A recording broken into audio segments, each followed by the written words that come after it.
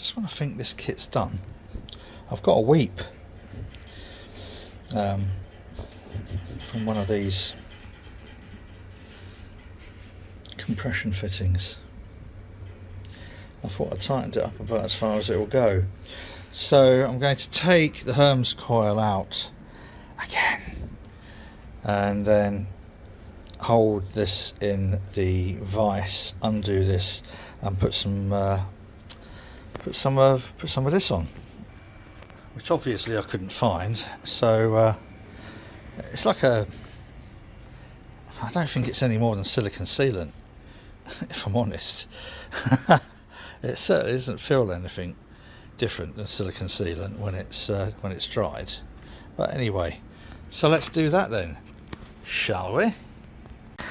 Now, these compression fittings are a bit strange because they're not like normal plumbing fittings where you'd have a sort of oval olive in there. So they're two-part. There's this cone, and then there's this, I don't know what you'd call it, like a collet, which I think then pushes the cone in. So I'm not sure where the leak is, so I'm just going to put around here a bead of, where's it gone? It's there. A bead of this silicone, and then I think just leave it overnight, which means I won't be able to do very much today, but I have enough to do today, which is just clearing all this crap away, ready to nitracid all of those 2 bright tanks and 2 fermenters and 1 unitank. So that'll be my little task for this afternoon, if the phone stops ringing. It's definitely silicone. I think what they've done is take a tube of silicone sealant, put it into these little tubes so they can sell it for 3 times as much. Anyway, we shall see. I've put it over the olive-y connector into where it goes in here. What I did before was put this in a vise and crank it up as tight as it will go. I don't think that's necessary. We shall see how that is tomorrow. I'm completely ruled out taking that all off and just putting some kind of olive connector on. I don't know yet. We'll see how we go. But yes, it's been in and out like an in and out thing. We shall see tomorrow, but yeah, it's no rush. We are back in. What a beautiful day. How about that? It's a great big shiny thing in the sky. Weird, isn't it? The British climate. We get so used to not having 2 days in a row which are the same, that when we do, we very, very quickly fall into the expectation that they're all going to be nice. Oh, what a mistake. Anyway, make hay, Marley. Make hay while the sun shines.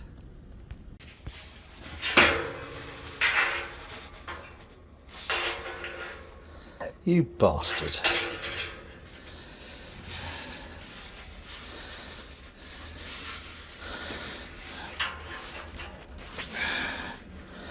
Well, I could try tightening them up a bit more, I suppose. I don't know. Could try chucking it in the canal.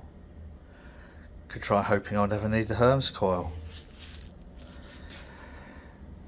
Now, it's not dangerous or anything, because the only thing going through that Hermes coil will be the wort from the mash tun to warm it up, to bring the mash tun back up to temperature. So anything leaking from that only goes into the HLT water, which will be used for sparging.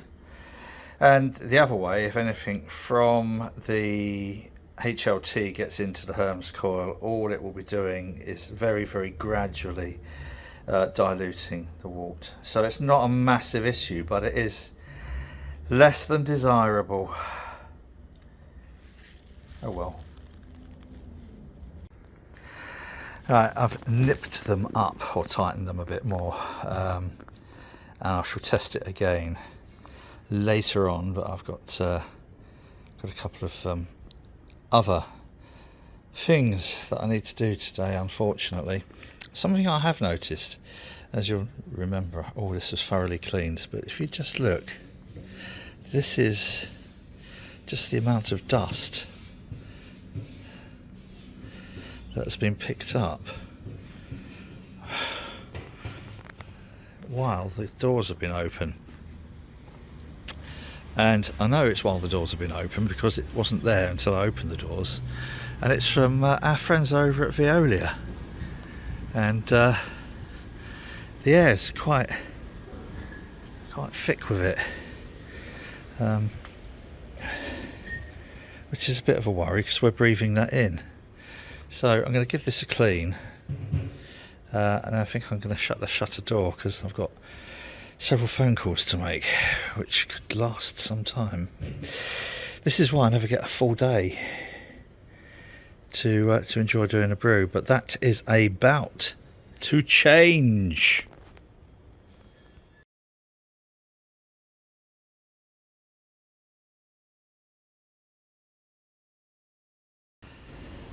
This is going to be another one of those videos that's all over the place, isn't it?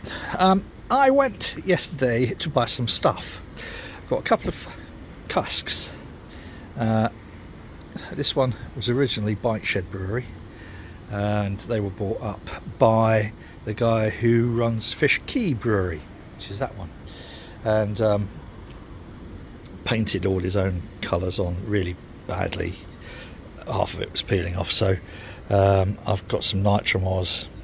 I'm going to just clean as best I can off, but they're not in bad nick. They're not all smashed to pieces like a lot of the stuff that I've bought in the past. What else did I get while I was there? Well, as you know,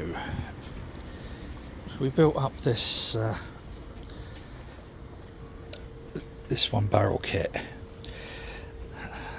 When I was building it, I had slight reservations about the size of the HLT, the hot liquor tank. That's 200 litre. That's a 200 litre mash tun, and it's 200 litre copper. And I'm thinking, I'd have preferred to have had something a little bit bigger.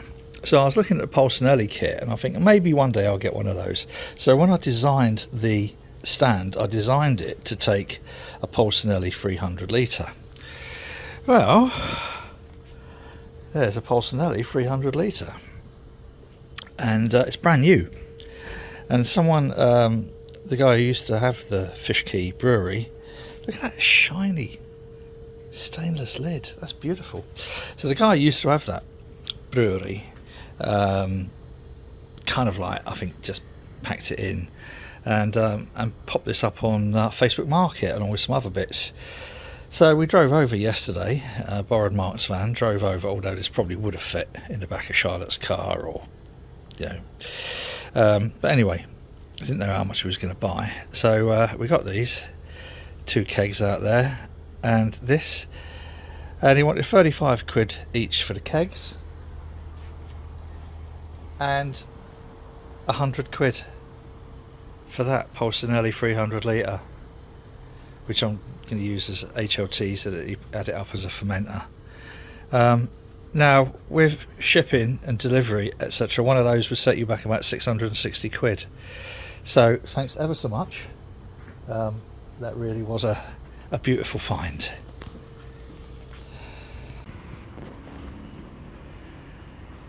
Oh, and the majority of the hand painted stripes are off. I might need to just give it a wipe over with some acetone later just to get rid of that.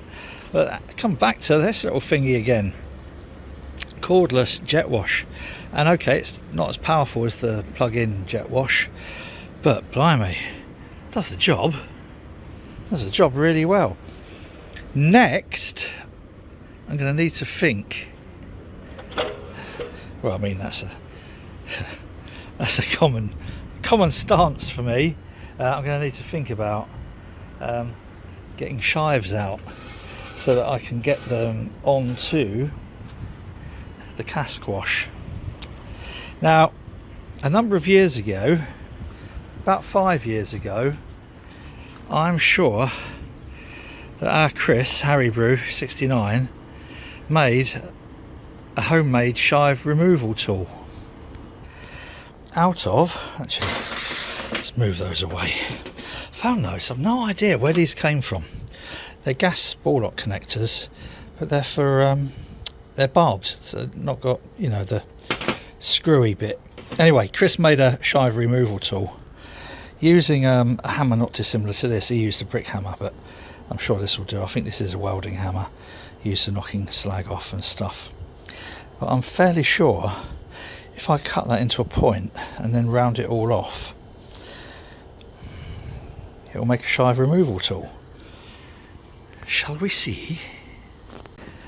Okay, I have just done a normal search and it brought up Chris's video, Harry Brews.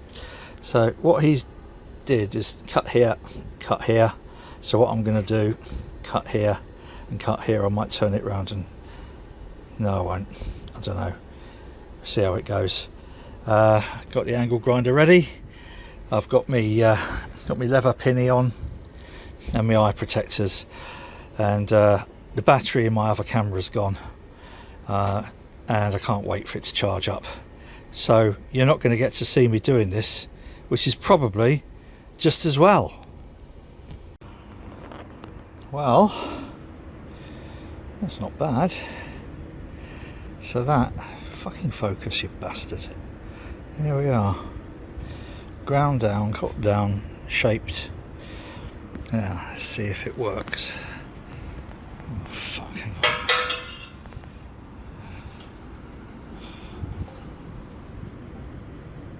bleed now. Let's get that out. Packed all the tools away, can only find this. Is that going to work? Fuck off. Right.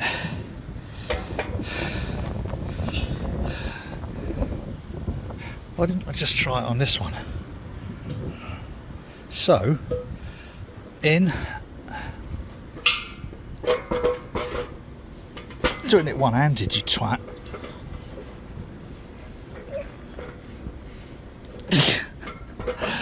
Oh, I'm sorry. I'm gonna have to go and try and find the camera that's on charge and see if this works. Oh dear. Yeah. I think that's recording. Right. Moment of truth. So, they've got the homemade removal tool. Oh, bloody hell. That was a bit easier than I expected. Let's try it on this one over here. Hope you can see that. Well,